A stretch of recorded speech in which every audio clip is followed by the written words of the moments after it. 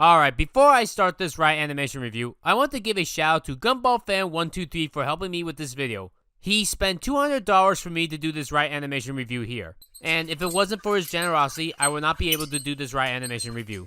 He loves this film. This is just a quick disclaimer. While you can pay me on having me review almost any single animation in existence, you don't get to determine my opinion. I love The Bad Guys because I think it's a good film, not because someone paid me to say that it's good. I'm not gonna copy your opinion. I'm gonna give my own opinion and not regurgitate what you state. I stand by that I do love The Bad Guys. I give it a 9 out of 10. And if you don't agree with my opinion, you are allowed to select something else for me to review. But you have to tell me immediately and not wait, like say, over a month later. I will state my opinion to you right away. Sometimes I will go against the public opinion on things like me not being a fan of Dexter's Laboratory. And of course, there are times where I go with the public opinion. Like me saying that Velma is shit. Remember that terrible cartoon that came out last week? You know what 420 is, right? Yeah. It's code for adults who still watch cartoons. Said the cartoon character on an adult cartoon that only adults can watch. Usually I expect you to pay me something worthwhile. You can make me review something very good or something terrible to make me suffer. All up to you. It's your money after all. The prices vary on what you want me to review. $100 for one 11-minute episode, $200 for a 22-minute episode, $300 for 1 hour of animation, as in 4 11-minute episodes or 2 22-minute episodes, $400 for a movie, $500 for one season of a television show, and $1 grand for an entire show, and $10 grand for a whole show with over 10 seasons. This was a Patreon support review, but I deleted my Patreon at the end of last year because Patreon has had too many controversies. Let's be nice about it right here. I gave the person that was paying me this a 50% discount since this was my first paid review ever. So this review is late. I'm sorry for its delay, I apologize. I needed to do Year Triassic of DuckTales to DuckTales first, but now that that marathon is on hiatus, I have no distractions to not finish this now. And I think that's a good thing that I'm reviewing this now on Ryanimation Reviews, because as of late, life has been hard for me. So you have a bunch of people screw you over in real life. Deal with it. You have people on the internet make lies about you for years on end, saying that you don't listen and that you keep secret criminals in your vicinity, when none of that is true. YouTube keeps screwing you over and over, making the platform worse for you. Your art never gets to be seen by anyone. Less than 1% of the people that follow you see your products. You're stuck in your own little world because of luck. The internet as a whole has no minimum wage laws. I get that it's difficult to implement one, but what we have currently is unacceptable. When no one loves you, it makes you just want to be a bad guy. The Bad Guys is a DreamWorks film that came out last year. It's not their best film from last year, that would be Puss in Boots, but I think this film is slightly funnier than it. It's about a group of bad guys that do bad guy things, but then they want to become good. At least the wolf does, at first. The rest of the gang does it later, and the snake does it last. That's more or less it. Simple as that. Creatures in existence that the human race fears because of appearance. Most people are scared of things like spiders and sharks, and they make that known in the film. You're afraid because I'm the big bad wolf. Well, I'm not surprised. I am the villain in every story. And they make it funny enough for me to enjoy and not be scared of them. The Bad Guys takes advantage of the medium of animation. You wouldn't be able to make this story in real life, obviously, but it is nice taking creatures, both in real life and in fiction, and making them not scary. Like trying to make a wolf not scary. See? It doesn't have to be scary. Well, yeah, these creatures are going to be scary for all time. The best part of the movie is the opening, and then it goes downhill. You'd think that implies that the film is bad, but no, it's an amazing film, like a 9 out of 10 as I said. It's just that I feel like the best part of the film is the opening. Not saying that the rest of the film isn't good, because it is good. Webs, you feel like a girls' trip? Yes. I want to go on the girls' trip. Honestly, if the whole film was just the opening, I wouldn't complain. It's a minute of Wolf and Snake just talking, and the whole film tells a bunch of funny jokes. So you can taste air?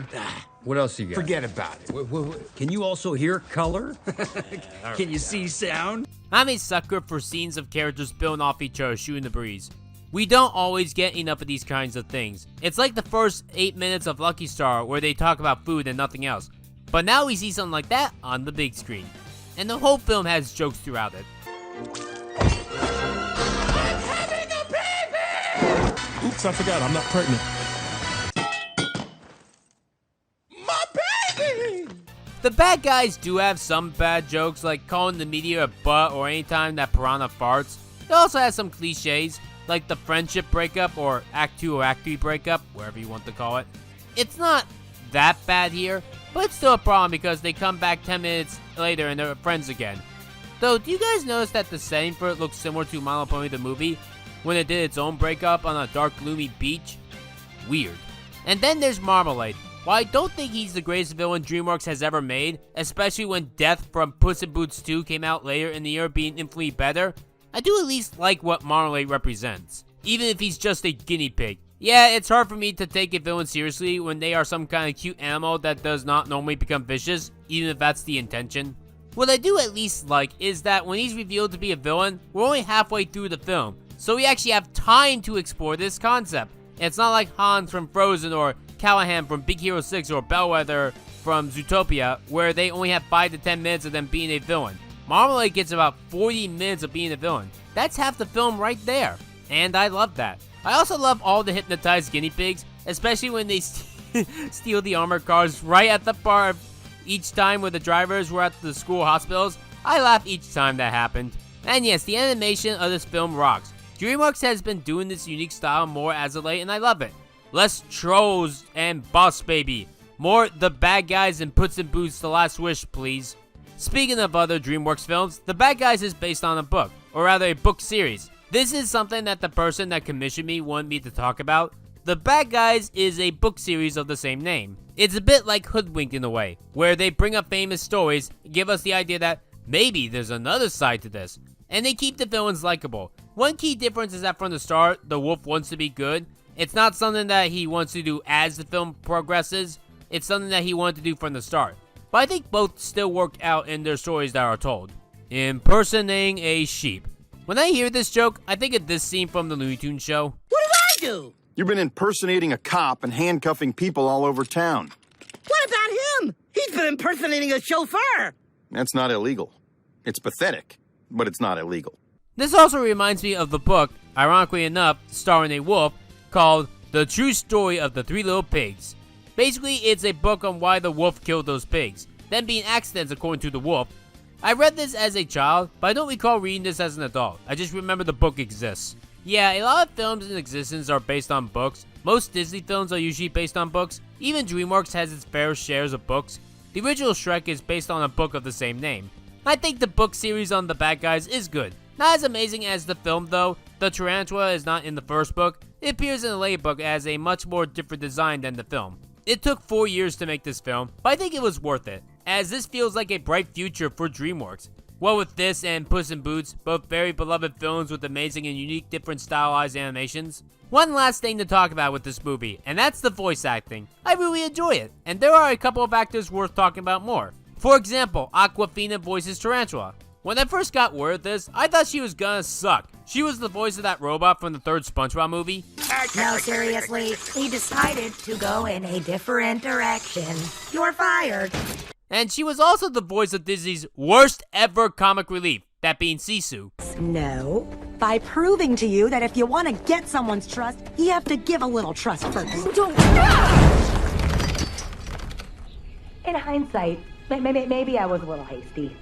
But who's hungry? But this movie proved that she can be good. I also took over the police dispatch, blurred their satellite imaging system, and one more thing. I got a special delivery. Oh my gosh, you fixed it. Really? No! Well, there goes our street cred. So yeah, it's based on the director that makes a good film, and not just the voice actor. The writers are important as well. You can make any actor talented as long as they have good writing and directing. And there's Alex Borstein. You best know her as... And here she is as a cop. Honestly, maybe it's because I've been watching Family Guy for years, even seeing episodes from this year, but I find her here unrecognizable because I'm so used to her just being Lois and no one else. But she makes Police Chief Misty Luggins a memorable character. And I'm gonna put you guys away for so long your fleas will have fleas! Ah! How could you know that? Unless you were conspiring with a bunch of known criminals. 6 years old, I decided that I wanted to play the piccolo, only to find that my fingers were just too powerful for that fragile little instrument. And that's all that I got for this film. Oh, one last thing. This has a post-credit scene. Come here, a little closer. I said closer. Too close. A little too close. There. Webbs, hit it. So yeah, if you guys love me talk about this film, why don't you go support me on Ko-fi to make more Ryanimation reviews like this? If you support me on there, you'll get access to my Discord. Thank you for watching, and thank you again, GumballFan123, for sending me $200 to review this movie. Rebecca Starlight, out.